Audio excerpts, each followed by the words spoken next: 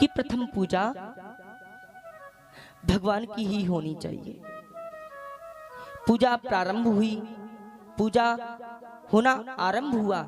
जब तक पूजा चली तब तक तो यह शिशुपाल कुछ नहीं बोला, किंतु जैसे ही पूजा में विराम हुआ तो यह भड़कने लगा, कहने लगा कि आज धर्मराज की सभा में आज अधर्म हो रहा है।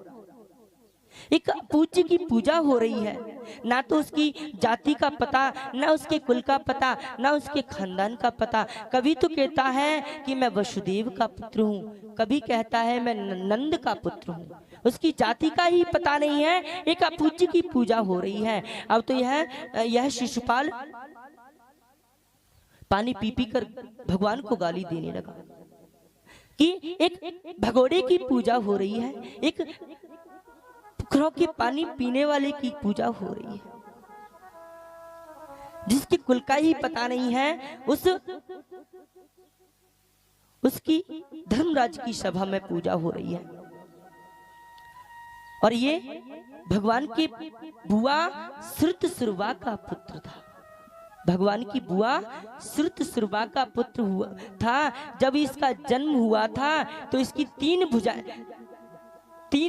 चार भुजाएं थी और 3 नेत्र थे।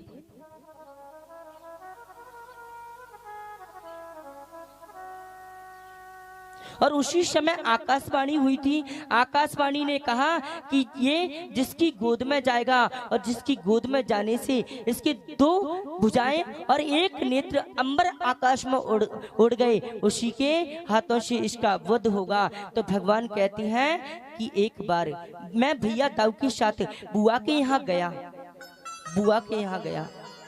तो बुआ ने पहले तो भैया दाऊ की गोद में इसे डाल दिया, और दाऊ भैया ने जैसे ही मेरी गोद में डाला तो इसकी 2 भुजाएं और 1 नेत्र अंबर आकाश में उड़ गया। उस समय बुआ रुदन करने लगी।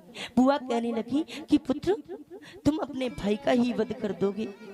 उस समय बुआ ने मुझे वचन दिया कि पुत्र ऐसा मत करना।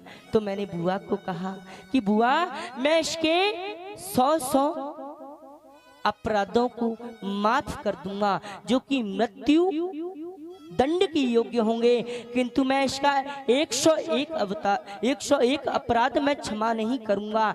और आज यह भगवान को गाली देने लगा, हे पोखरों के पानी पीने वाले कालिए, मैं तुझे और गाली दूंगा। भगवान ने सावधान किया कि शिशुपाल अब गाली मत देना, अब मत देना गाली। किंतु यह कहाँ मानने वाला था। 99 पर गाली इसकी पहुंच चुकी थी। भगवान इसे पुनः सावधान कर रहे थे कि शिशुपाल गाली मत देना। तो यह कहने लगा, अरे भगोड़े, मैं तुझे ऐसे ही 101 गाली दूंगा। जैसे ही 100 पर इसकी गिनती पहुंची, उस समय भगवान ने इसे पुनः सावधान किया कि शिशुपाल भूल मत कर देना, 101 गाली मत दे देना। इस समय यह कहाँ मानने वाला था। इसकी तो मृत्यु उस समय वही नाच रही थी और कहने लगा, अरे कालिए, ए पोखरों के पानी पीने वाले कालिए, भगोड़े, मैं तुझे 101 गाली दूंगा।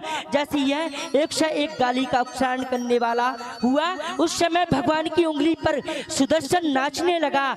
और उसी समय भगवान ने घंटा घड़ियालों की गर्जना होने लगी। उसी समय भगवान अपनी सुदर्शन के द्वारा शिशुपाल की गर्दन को अलग कर दिए। इसकी शिशुपाल की गर्दन ध्यान से दूर गिरी और शिशुपाल की मृत्यु हो गई। शिशुपाल की देह से एक ज्योति निकली जो कि भगवान श्री कृष्ण में आकर विलीन हो गई।